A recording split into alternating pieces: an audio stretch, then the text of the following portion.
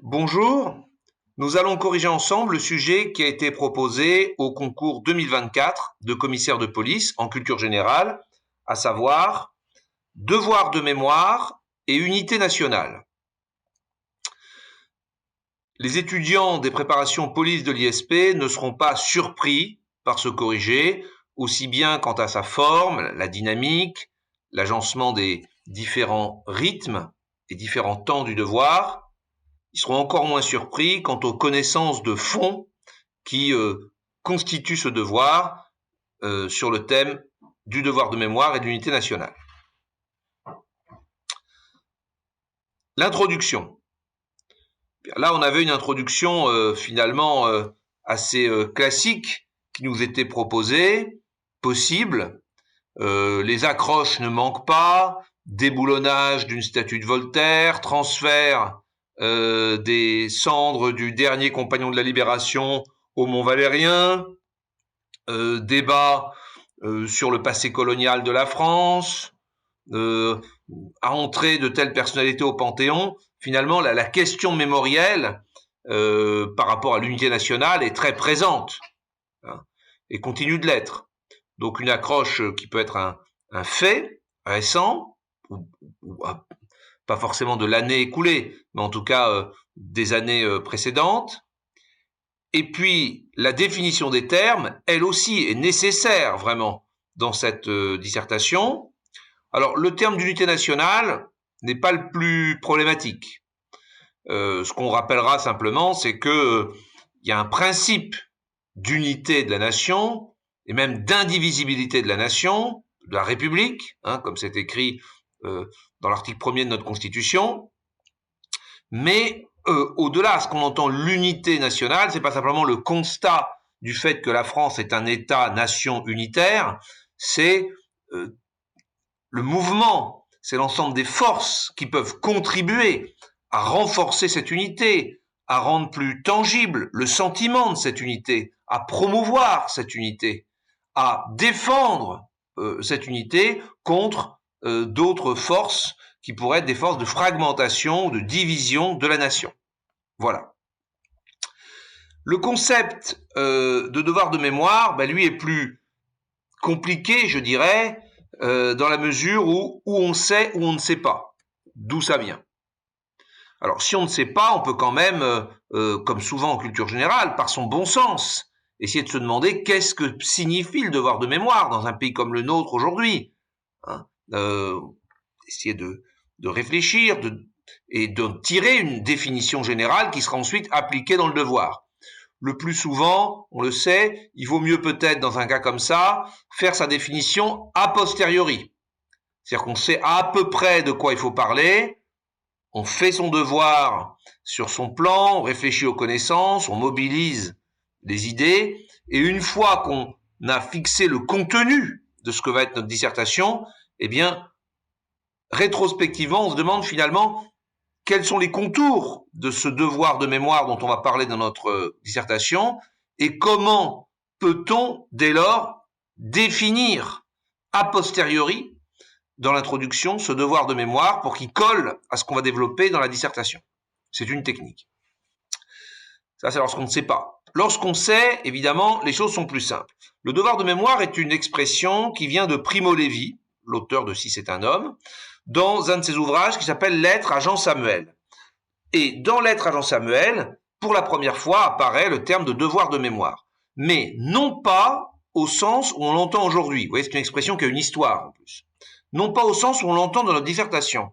Primo Levi parle des rescapés des camps de concentration nazis, dont il est, et il nous dit, il dit à Jean Samuel, qui était un de ses camarades, si on peut dire, de détention, il lui dit, que nous le voulions ou non, nous avons un devoir de mémoire. Nous, les rescapés, nous qui avons subi tout ça, nous devons entretenir la mémoire, nous devons ne rien oublier, nous devons nous rappeler de tout, de tous les noms, de tous les faits, et nous devons témoigner. Voilà. Donc, c'est un devoir de mémoire qui incombe aux survivants. C'est le premier sens du devoir de mémoire. Et cette belle expression a été reprise, mais aujourd'hui, elle désigne autre chose. Ni vous ni moi ne sommes des survivants de crimes contre l'humanité, ou des rescapés des camps. ou de telle guerre ou de tel drame dont nous devions porter mémoire. Le devoir de mémoire aujourd'hui, c'est un devoir qui s'applique à l'ensemble de la société. Il convient de ne pas oublier, d'entretenir la mémoire, de se rappeler, de méditer, de réfléchir à des événements constitutifs de notre mémoire nationale. Et c'est un devoir de le faire. Alors, la mémoire, c'est une chose. En quoi est-ce un devoir? On peut le comprendre dans le cas de Primo Levi, mais pour nous, en quoi est-ce un devoir? C'est un devoir doublement. D'abord, c'est un devoir politique. Il s'agit d'éviter que des choses ne se reproduisent. Et donc, si on n'oublie pas ce qui s'est passé, si on n'oublie pas les causes, les conséquences de tel et tel événement, eh bien, c'est une façon d'éviter que ça se reproduise, parce que si jamais des situations similaires se présentaient, cette mémoire nous éviterait de tomber dans les mêmes travers. Donc c'est une mémoire de défense finalement des valeurs de notre société pour éviter que les choses qui sont contraires à ces valeurs ne se reproduisent. Ça c'est politique. Et puis c'est aussi une dimension morale. Vis-à-vis des victimes, finalement, ne pas les oublier, c'est rendre inopérante l'œuvre, par exemple, des génocidaires. Il y a dans la logique du génocide, du crime contre l'humanité, une idée d'effacement. D'effacement d'un peuple, d'effacement d'individus, d'effacement des noms. On ne fait pas de sépulture, on fait disparaître, finalement. On cache même la façon dont les gens ont été exécutés la plupart du temps. Eh bien, se rappeler des noms, se rappeler des lieux, se rappeler des faits en permanence, c'est une façon de faire échec à l'œuvre des génocidaires. Ça, c'est la dimension morale, finalement. On n'enterre pas une deuxième fois dans la mémoire les victimes de ces drames. Donc voilà ce qu'est le devoir de mémoire. Et la problématique, elle est évidemment assez simple, quand on a deux termes, mais là c'est très clair. Aujourd'hui, est-ce que le devoir de mémoire sert ou pas l'unité nationale? Est-ce un plus pour l'unité nationale, si on peut dire? Ou est-ce que, au contraire, il peut être une menace? Est-ce que le devoir de mémoire est au service de l'unité nationale? Il est là pour la renforcer ou pas? Voilà. Problématique assez simple, lorsqu'on a deux termes, la première question à se poser, c'est quel est le rapport entre eux, et notamment, sont-ils amis ou ennemis? Et là, on peut se poser la question, sont-ils toujours amis ou sont-ils amis ou ennemis? C'est ça notre problématique. Voilà. Notre grand 1 consistera à expliquer que l'unité nationale a besoin du devoir de mémoire, mais aussi parfois d'oubli. L'unité nationale a besoin du devoir de mémoire, mais aussi parfois d'oubli.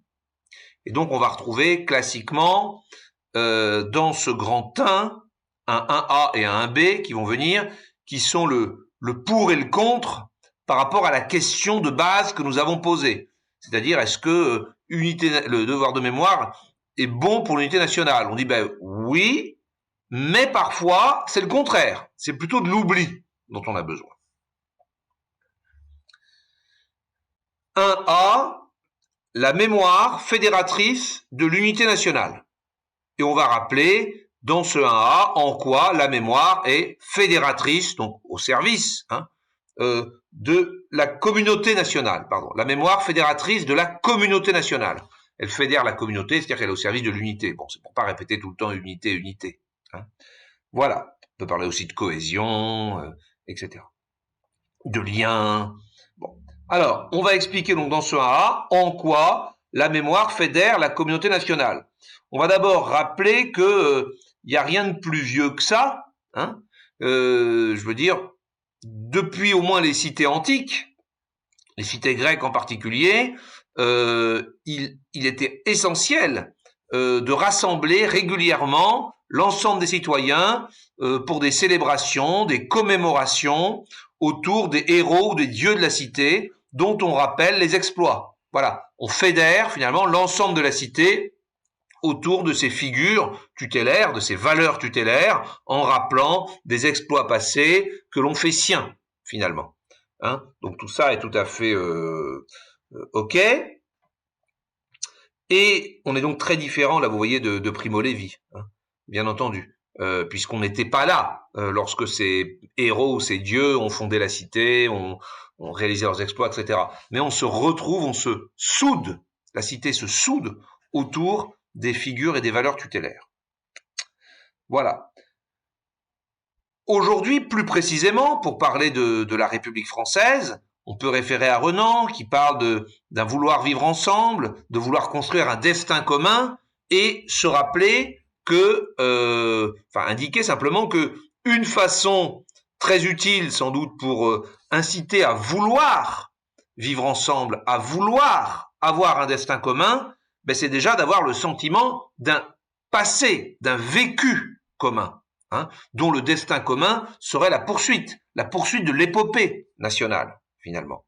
Et en cela, donc, la mémoire, c'est-à-dire ce vécu commun, est bien au service de la nation, de son existence même, hein, au sens de Renan, c'est-à-dire de cette envie de s'inscrire dans un destin commun.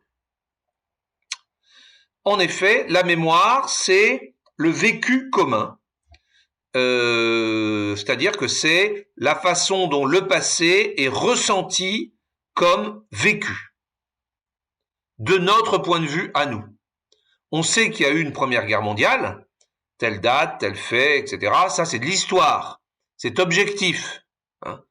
Mais nous, en tant que Français, voilà le vécu qui est aujourd'hui perçu par les Français de ce qu'a été pour eux, pour nous, donc en tant que Français, la Première Guerre mondiale. Ça, c'est la mémoire. L'histoire est objective, la mémoire est un point de vue subjectif, qui fait référence à un vécu particulier par rapport à des faits du passé.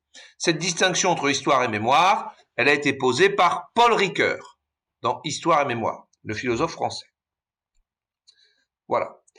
On va donc, une fois qu'on a posé en 1A premièrement, je dirais, cette importance hein, de la mémoire pour la nation, et donc le fait d'entretenir un devoir de mémoire eh bien, est au service de la construction de la cohésion de la nation, on va montrer d'ailleurs que ça se traduit bien dans les faits, hein, l'illustrer par l'importance du lien entre mémoire et nation.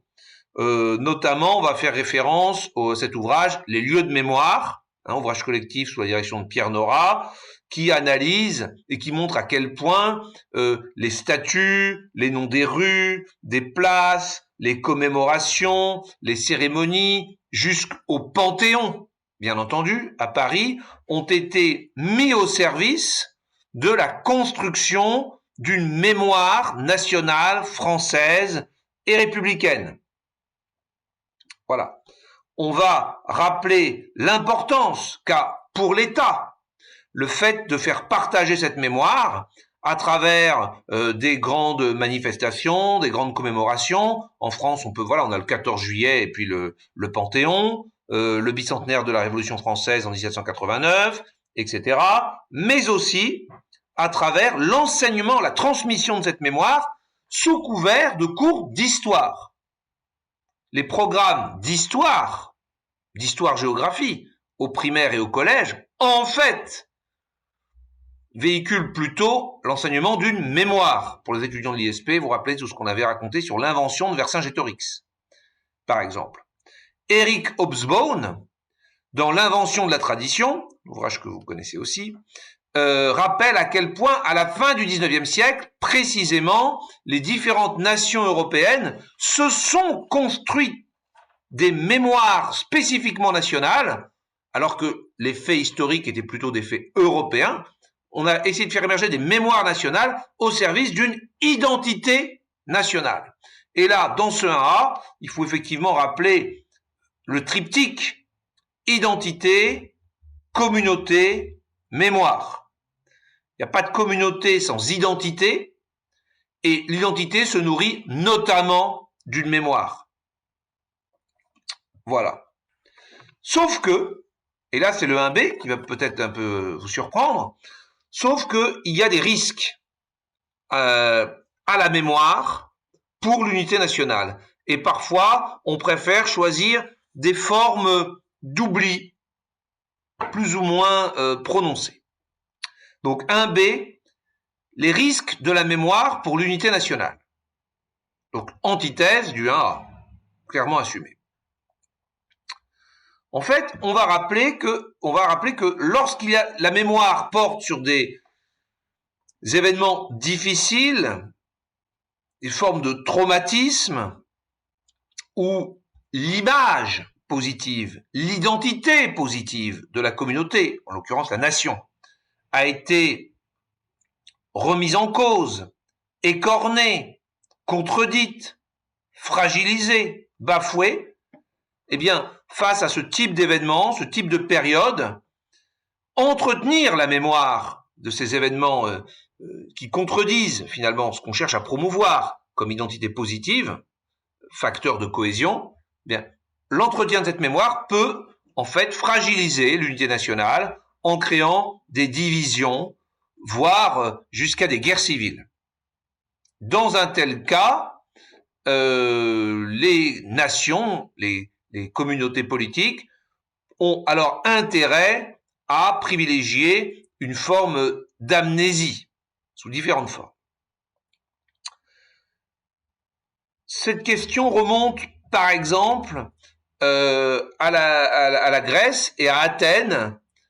C'est très relaté dans un ouvrage très connu qui s'appelle La Cité divisée de Nicole Lauro, qui rappelle les débats qu'il y avait eu à Athènes après la tyrannie des 30.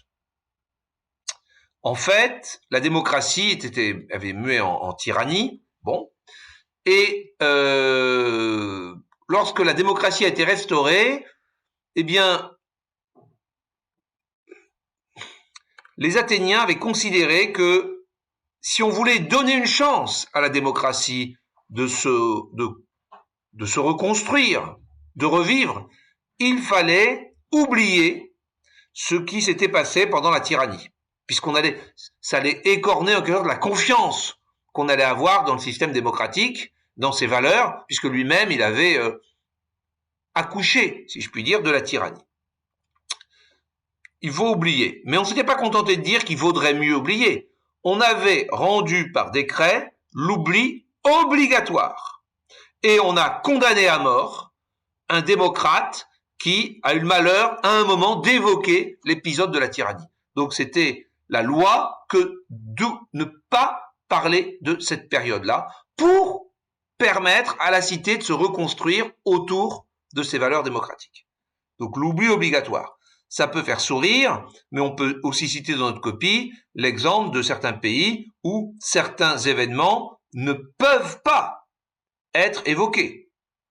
L'oubli obligatoire, par exemple, de façon très caricaturale, c'est celui qui concerne aujourd'hui la guerre contre l'Arménie et l'aspect génocide,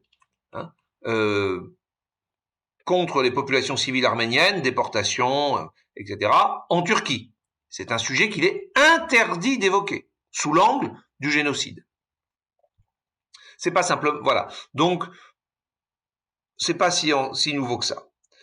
On peut, même pour parler de pays plus démocratiques, et même de la France, rappeler à quel point, très souvent, on a eu le sentiment que pour éviter que les événements de la mémoire ne créent des divisions trop fortes au sein de la nation, on a jugé parfois profitable pour l'unité nationale d'attendre, de laisser passer une certaine période, souvent l'espace d'une génération, entre des faits et leur examen mémoriel, leur reconnaissance mémorielle, de sorte que la génération de ceux qui pourraient être mis en cause, finalement, dans tel ou tel événement, ne soit plus concernée par les décisions qui seront prises ultérieurement.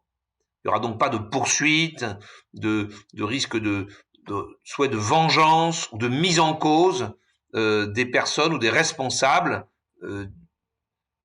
des faits précédents. Par exemple, il a fallu attendre 1995 c'est-à-dire l'élection d'un président de la République, Jacques Chirac, qui n'était pas adulte pendant la Seconde Guerre mondiale, qui n'avait pas eu de choix à faire pendant la Seconde Guerre mondiale, eh bien, il a fallu attendre l'arrivée au pouvoir de cette génération-là, finalement, pour que soit reconnue la responsabilité de l'État français dans la rafle du Veldiv. Il a fallu attendre 2012, et le président François Hollande, qui n'était pas concerné en tant qu'adulte, lui et la génération, qui est la sienne, par la guerre d'Algérie, pour que on reconnaisse en 2012 le massacre, le rôle de la police française, la responsabilité de la police française dans le massacre du métro Charonne pendant la guerre d'Algérie. Voilà. Donc on voit bien à quel point une façon aussi de préserver l'unité nationale, c'est de ne pas tout de suite se poser la question de la mémoire, mais d'écarter de sa mémoire un certain nombre d'éléments, non pas pour les oublier définitivement, mais pour les aborder lorsque la situation sera plus propice. On peut aussi citer, de façon plus modérée, plus intéressante encore, ce qui s'est passé en Afrique du Sud à la fin de l'apartheid, et notamment le fameux rapport de la commission Vérité-Réconciliation, par laquelle on choisit non pas l'amnésie, c'est-à-dire l'oubli, mais l'amnistie. On considère que la nation ne pourra se reconstruire que si on amnistie les faits qui sont avoués, les crimes commis dans le cadre ou sur la base de l'apartheid. Voilà, une forme d'oubli judiciaire, finalement, pour aller au-delà. Sinon, on ne s'en remettra pas. Et on ne pourra pas construire ce fameux Rainbow People, c'est-à-dire ce peuple arc-en-ciel fait de toutes les communautés, de toutes les couleurs de peau, si quelque part il n'y a pas une espèce d'amnistie, de pardon, finalement, d'oubli, en tout cas au plan juridique et judiciaire, des crimes qui ont été commis pendant l'apartheid, et si on entretient ça en permanence, et si on passe son temps à faire des procès, à vouloir se venger, etc. Voilà. Un A, un B, une certaine ambivalence, finalement, et c'est tout à fait la dissertation type de culture générale, qu'on vient de voir en grand 1, une certaine ambivalence de ce que la mémoire, et plus encore un devoir de mémoire, peut apporter à l'unité nationale. On a vu parfois qu'on pouvait même aller jusqu'à lui opposer un devoir d'oubli. Le grand 2, lui, se situe, comme il se doit, dans la perspective des évolutions les plus récentes de nos sociétés et qui remettent en cause, finalement, les notions simples, peut-être, les oppositions de principe qu'on a vues en grand 1. Tout ça est bouleversé par quelque chose qui est en train de changer, de s'aggraver, de se tendre. C'est le 2A qui le rappelle et qui doit déboucher, malgré tout, sur une réponse pour rééquilibrer les choses en 2B. Donc, un grand 2 extrêmement classique, comme ce sujet de dissertation d'ailleurs. Son titre est le suivant. Face à la montée des enjeux mémoriels, il importe de rassembler la nation autour de ses valeurs. SES, les siens. Face à la montée des enjeux mémoriels, il importe de rassembler la nation autour de ses valeurs. Alors, peut-être certains d'entre vous trouveront qu'on a l'air de trop se focaliser sur le cas de la France. Non, en fait, on le sait bien, en tout cas les étudiants le savent bien, la culture générale parle d'abord de la société française. Ça n'empêche pas de prendre des exemples dans Athènes de l'Antiquité, en Turquie, en Afrique du Sud, tout ça est très bien. Mais fondamentalement, lorsqu'on parle de devoir de mémoire et d'unité nationale, on voit bien que la question de l'unité nationale nous touche au plus haut point en tant que République française, République une et indivisible, nation une et indivisible. Les sujets qu'on va voir d'ailleurs dans ce 2A, les défis qu'on va voir dans ce 2A, de ce grand 2, sont assez communs, comme souvent, à l'ensemble des démocraties occidentales, le communautarisme, l'effet des migrations, de la diversité, le wokisme, le regain identitaire, etc. Il n'y a pas que la France qui est soumise à ça, mais on se focalise de façon assez évidente dans les sujets qui sont proposés sur la France et partant sur les sociétés occidentales, démocratiques, contemporaines, comparables. Donc, A, le prisme d'une guerre des mémoires. 2A, le prisme d'une guerre des mémoires. Là, effectivement, on va expliquer que, alors j'ai parlé de montée des enjeux mémoriels, prisme d'une guerre des mémoires. Effectivement, il y a une espèce de montée en puissance de la question mémorielle, des enjeux, des tensions autour de la mémoire, qui est assez forte aujourd'hui, et qui fait que cette question du point de savoir si le devoir de mémoire affecte ou non l'unité nationale, eh bien, la pression sur cette question a fortement augmenté. L'enjeu est devenu plus grand. Dans ce 2A, je rappellerai assez typiquement 2 paragraphes. Un premier paragraphe qui va constater un peu la montée en puissance des enjeux mémoriels, et puis un deuxième paragraphe qui va même pointer du doigt des formes de radicalité aujourd'hui qui peuvent exister sur ces questions mémorielles. Donc, premièrement, rappeler la montée en puissance des questions mémorielles dans nos sociétés, dans nos démocraties. Il y a un ouvrage de référence pour ça, bon, encore une fois, les étudiants connaissent, nos étudiants, Tzvetan Todorov, Les abus de la mémoire, qui analyse et explique, même par un certain nombre de causes, je ne referai pas le cours ici, la montée en puissance de la question mémorielle dans nos pays. Tzvetan Todorov parle même de frénésie mémorielle qui sera emparée de l'Europe depuis la fin du XXe siècle. Voilà, une espèce de frénésie mémorielle. Voilà, et il en explique les raisons. Donc la question mémorielle est de plus en plus présente dans nos sociétés, etc. Ça se manifeste notamment, on n'oublie pas quand même que vous êtes des juristes aussi, par les lois mémorielles, loi Guesso et puis loi Taubira sur l'esclavage. Voilà, et la traite négrière. Voilà. Tout ça s'accompagne aussi de la montée en puissance de la question identitaire, c'est-à-dire de l'affirmation identitaire, communautaire, vous dites ça comme vous voulez, mais il y a de plus en plus de groupes qui, aujourd'hui, affirment des identités spécifiques au sein de la nation et qui, pour cela, donc, ravivent, entretiennent la mémoire spécifique de leur groupe. Donc, tout ça participe d'une montée des enjeux mémoriels dans nos sociétés. Un constat. Ça rend plus intense et plus complexe la question de l'unité de la nation face à la mémoire, d'autant plus, et on voit ça dans un deuxièmement maintenant, que ces enjeux mémoriels, la montée de ces enjeux mémoriels s'exprime parfois avec une certaine forme de radicalité. Alors j'en retiendrai deux. D'abord, une forme de suspicion de l'État et de l'unité nationale. Et là, clairement, l'entretien de mémoire particulière joue contre l'unité nationale et l'État. En fait, ce qu'on rappelle dans cette copie, c'est que traditionnellement, on estime que l'État peut être un arbitre entre des mémoires particulières, entre la mémoire des Harkis, la mémoire des Pieds Noirs, la mémoire des Français d'origine algérienne, par exemple, sur la guerre d'Algérie, entre la mémoire des Français d'origine turque et la mémoire des Français d'origine arménienne, sur la question du génocide arménien. C'est-à-dire qu'il revient à l'État d'arbitrer.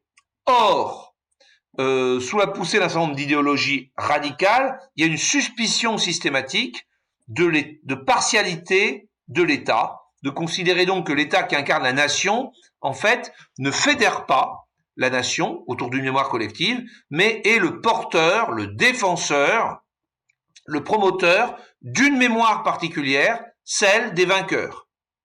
la mémoire des Européens blancs vis-à-vis des peuples racisés, des peuples de couleur, la mémoire des hommes vis-à-vis des femmes, la mémoire des révolutionnaires républicains vis-à-vis des défenseurs de la monarchie, de l'Ancien Régime, du catholicisme traditionnel, la mémoire des Parisiens qui ont fait les révolutions, qui sont très liés au pouvoir central, vis-à-vis des autres régions.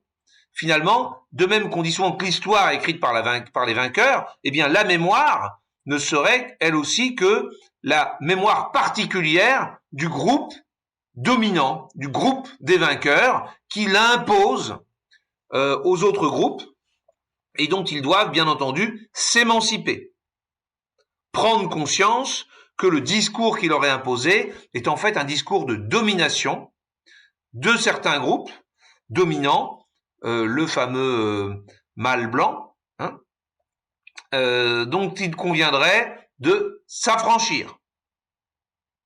L'histoire est celle des bourgeois contre les prolétaires, etc., etc. Voilà.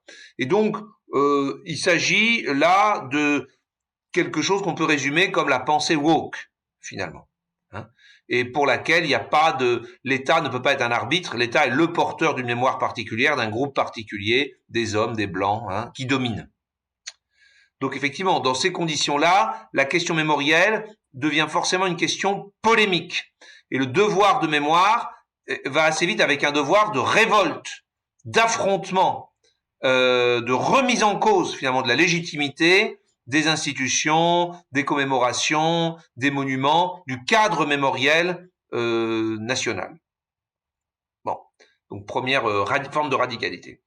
L'autre forme de radicalité tient au fait que on a vu qu'il y a un lien entre la montée de la question mémorielle avec le regain identitaire et communautaire, mais il existe un certain nombre de mouvements qui tendent à exacerber les affirmations identitaires, notamment à travers l'action d'entrepreneurs identitaires qui visent à entretenir de façon extrêmement forte, affirmée, polémique, des identités particulières contre le reste de la société. C'est tout le débat développé dans l'ouvrage de Jean-François Bayart, B-A-Y-A-R-T, qui s'appelle L'illusion identitaire. On nous explique à quel point les entrepreneurs identitaires créent, diffusent, c'est un certain nombre de groupes de la société, typiquement le jeune de banlieue issu de la 4e génération d'une immigration, par exemple, nord-africaine, eh bien, on développe chez lui un sentiment très fort d'identité avec un seul groupe, celui des musulmans, par exemple, et au détriment de toutes ses autres appartenances. C'est-à-dire le fait d'être français, le fait d'habiter dans telle ville, d'avoir telle tranche d'âge, etc., etc. Donc on développe une identité exacerbée, très forte, pour alimenter ensuite des combats, des rapports de force au sein de la société. Jean-François Bayart explique que cette logique des entrepreneurs identitaires a été à la cause d'un certain nombre de drames de la fin du XXe et du début du XXIe siècle. Le massacre commis par les Serbes en Bosnie, les Hutus, les Tutsis au Rwanda, la guerre civile en Algérie, etc., etc. Voilà. Donc là, il y a des logiques séparatistes, violentes, qui sont allées jusqu'au crime systématique, au viol systématique, à des guerres civiles. Voilà. Et donc tout ça, ce sont des choses qui se développent dans nos sociétés et qui sont autant de prismes d'une véritable guerre motivée, poussée par des différentes mémoires, source de différentes identités liées à différentes communautés, et avec la volonté eh bien d'en découdre contre les autres groupes, les autres identités, les autres communautés. L'État étant dans les deux cas incarné comme partial, porteur d'une mémoire particulière au service d'un groupe particulier, auquel il conviendrait de s'opposer. Voilà.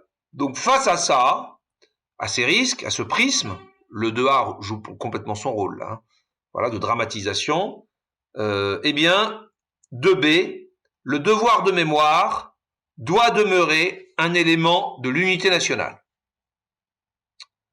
Voilà. On va rappeler les conditions, les principes qui doivent aujourd'hui finalement amener à maintenir un certain équilibre entre devoir de mémoire et unité nationale au service de la vision de la société, de l'État, des valeurs, des principes qui doivent être les vôtres en tant que futur commissaire de police. Et sur quoi, sur quel levier il faut agir, dans quel domaine aujourd'hui sans doute se joue cette évolution que vous appelez de vos voeux, ce rétablissement que vous appelez de vos voeux. D'abord, il faut rappeler effectivement que l'importance de la mémoire pour l'unité nationale fait que assurer la cohésion nationale est un devoir, et donc il y a un devoir d'entretenir, de développer, de transmettre une mémoire nationale partagée, commune.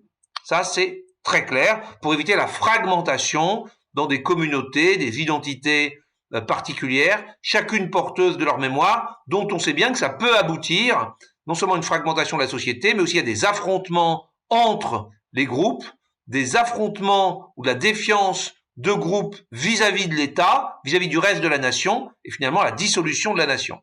Donc, le devoir de mémoire, c'est un rempart contre le séparatisme. Premier point. Ceci étant posé, on peut rappeler par exemple qu'il y a aujourd'hui un certain nombre de sujets sur lesquels on a déjà identifié une intervention, la nécessité d'une intervention.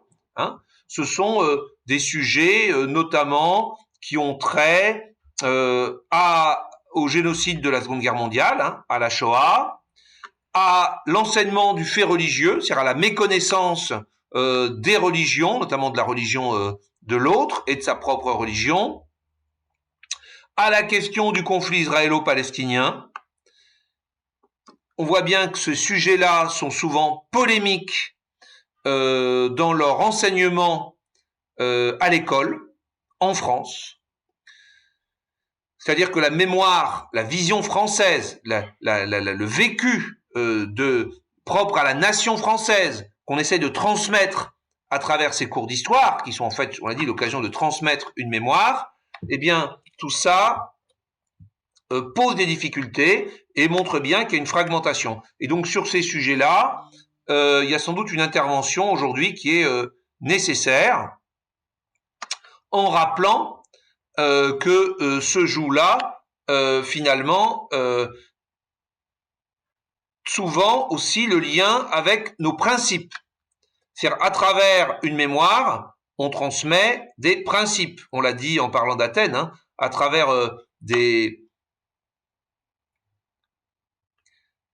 la commémoration de faits de héros ou de dieux, eh bien, on transmet des valeurs. On rappelle, on se soude autour des valeurs de la cité. Et là, à travers ces sujets-là, il est question de notre héritage des Lumières, de notre attachement aux droits de l'homme, d'une certaine idée de la dignité humaine, d'une certaine lecture de ce en quoi la Seconde Guerre mondiale a bafoué des principes fondamentaux.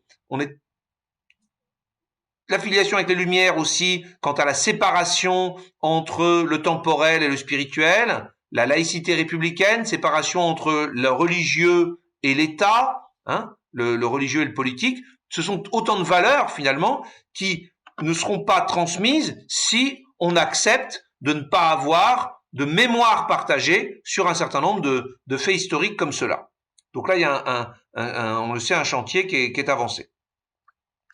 Autre sujet, l'idée que cette mémoire commune doit être promue, doit être diffusée, doit être transmise, en luttant contre ceux qui la contestent, mais en tout cas à l'école où elle doit être transmise. On ne peut pas permettre qu'à l'école elle ne puisse pas être transmise. Après, chaque individu, chaque citoyen se fera ses idées, et on est dans le pluralisme démocratique, on pense ce qu'on veut, dans les limites quand même de la négation des crimes contre l'humanité et des discriminations, etc.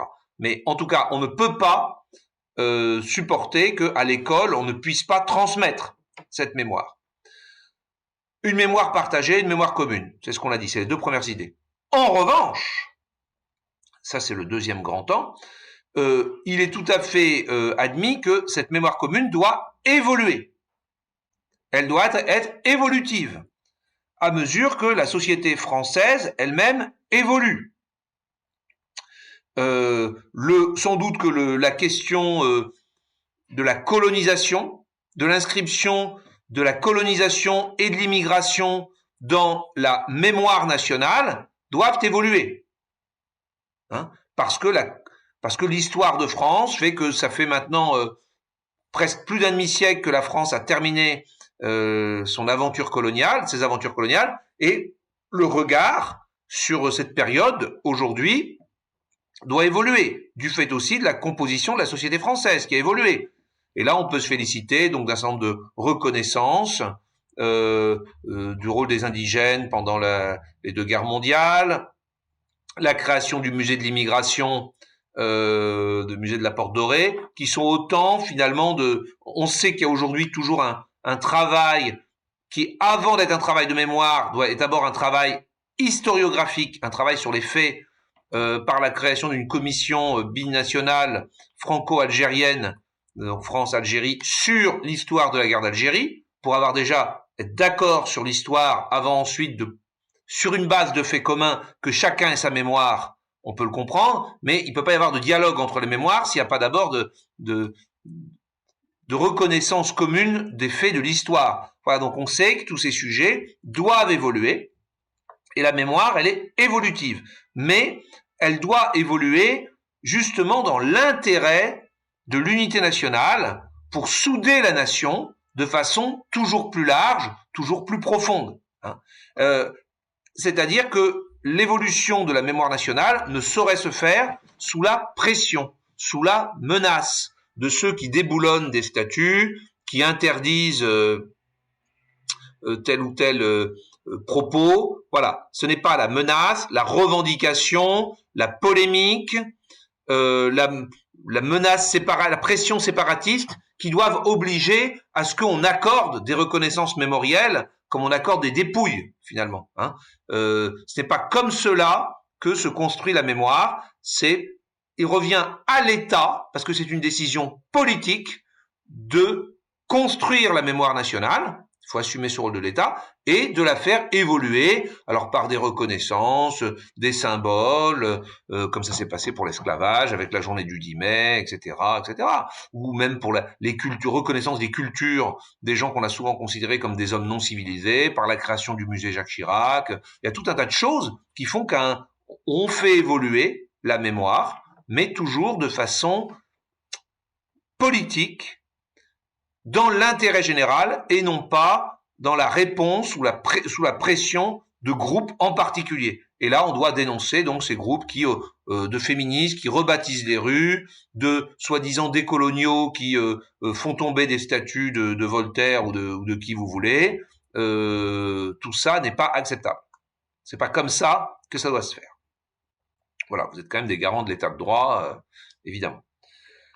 Voilà. Ensuite, on peut faire remarquer que cette évolution de la mémoire est d'autant plus nécessaire, qu'elle est nécessaire, en fait, que la mémoire est un processus dynamique et que son intérêt, ce qui doit la guider toujours, c'est de rassembler la société telle qu'elle est aujourd'hui pour nourrir ce vouloir vivre ensemble, ce sentiment d'un destin commun, cette envie finalement de vivre ensemble pour demain, qui suppose qu'on se reconnaît dans le récit du passé, c'est-à-dire subjectif, la mémoire qui nous est racontée. Et donc on voit bien que la France a changé. Décolonisation, mondialisation, réconciliation franco-allemande, intégration européenne, immigration originaire de pays non européens et d'anciens pays colonisés, régionalisation, décentralisation, promotion plus forte des langues régionales, etc. Donc tout ça fait que bien sûr, l'identité nationale évolue, que donc la mémoire nationale, si elle veut fédérer cette France très différente de celle de 1950, eh bien, doit évoluer, et que le sujet aujourd'hui, qui est un peu nouveau pour un pays comme la France par rapport à son histoire politique, c'est de trouver la juste articulation entre la mémoire nationale, garante de l'unité nationale, et les mémoires particulières d'une société effectivement de plus en plus diverse, de plus en plus régionalisée, etc. Voilà. Alors, vous amenez ça comme vous voulez dans votre copie, mais il y a sans doute des exemples intéressants de pays qui n'ont pas notre tradition et qui ont dû, par leur histoire, concilier mémoire nationale, mémoire collective partagée au service de l'unité nationale, et la vigueur de mémoire particulière. C'est par exemple, alors c'est pas tellement connu, mais c'est le cas d'un pays comme la Belgique, par exemple, où le fait d'être italo-belge, belge d'origine portugaise, espagnole, marocaine, ou flamand, ou wallon est extrêmement présent, ces identités spécifiques, dans le cadre de la mémoire et de l'identité belge. Le cas le plus connu, je pense, ce sont les pays d'Amérique du Nord. Le Canada, avec son point spécifique des anglophones et des Québécois, et plus encore les États-Unis, où on est un Irlandais, un Écossais, un Noir, un Latino, un Juif, un ce que vous voulez, un WASP, mais pour autant très fier souvent et très convaincu d'être aussi pleinement un Américain citoyen des États-Unis, à la main sur le cœur, la bannière étoilée. Donc il y a une articulation à trouver entre une mémoire partagée et les revendications aujourd'hui au développement et au retour à des mémoires particulières. Voilà. Voilà finalement le 2B, ce qu'on peut tracer, ce qu'on peut souhaiter, ce qu'on considère comme le bon équilibre et les bons axes.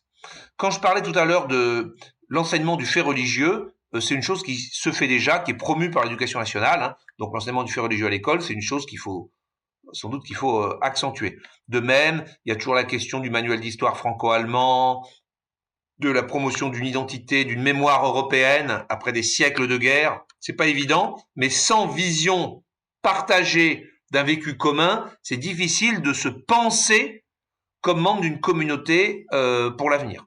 Voilà. En conclusion, on rappellera pour l'essentiel donc qu'on a vu que le lien entre la mémoire et l'unité nationale est très fort, et que donc il y a bien un devoir politique, moral, d'entretenir, de diffuser, de forger la mémoire, un devoir de mémoire, si on veut pleinement concourir à l'unité nationale, au bien commun. Donc le citoyen, finalement, a un devoir de mémoire, incontestablement.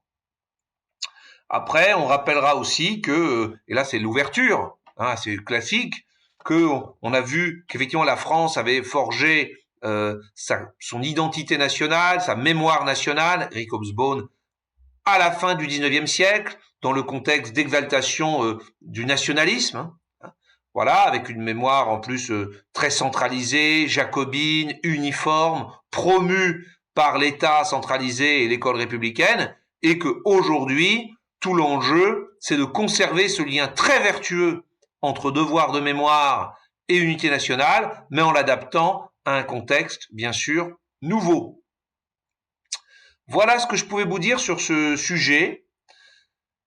Une remarque personnelle, je trouve que c'est quelques remarques personnelles pour finir. C'est un sujet très classique.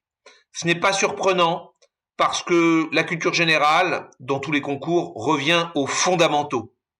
Les sujets exotiques, c'est terminé. On voit bien que les fondements même de la République, l'unité de la nation, nos valeurs, nos principes sont contestés ou remis en cause, et que donc on cherche à réassurer des valeurs démocratiques, les valeurs de notre vivre ensemble, de notre citoyenneté, etc. C'est autour de ça que fonctionne la culture G aujourd'hui de plus en plus, et sans surprise, donc ce sujet, c'est un beau sujet de culture G dans l'air du temps pour 2024. Autre remarque, on oscille souvent, vous l'avez entendu, entre mémoire et devoir de mémoire. Je pense que c'est toujours difficile de définir a priori l'équilibre. Parfois, on va vous reprocher d'avoir pris trop large et de ne pas avoir vraiment cerné le sujet lui-même, le terme lui-même. Là, je considère que c'est plutôt l'inverse. C'est-à-dire, si on se focalise vraiment sur le devoir de mémoire, qui est très lié au crime contre l'humanité, même s'il a changé depuis Primo Levi, mais on l'a dit en introduction, mais qui est quand même très lié à tout ça, on n'est pas au bon niveau. En fait, je crois que le sujet, c'est la mémoire. Vous l'avez bien compris, l'importance de la mémoire, à telle enseigne que cette importance est telle pour l'unité nationale que, effectivement, c'est un devoir que de s'y intéresser, que de l'entretenir, que de la diffuser. Et c'est dans ce sens-là qu'il y a un devoir de mémoire, parce que la mémoire est essentielle à l'unité de la communauté nationale. Vous voyez, donc on est plus sur la mémoire, puis on raccroche devoir quand on peut, que vraiment sur le devoir de mémoire stricto sensu, qui me paraît un terme finalement très, très étriqué. Voilà. J'espère que ce corrigé vous a été utile. Et pour les étudiants de chez nous, je vous dis à bientôt.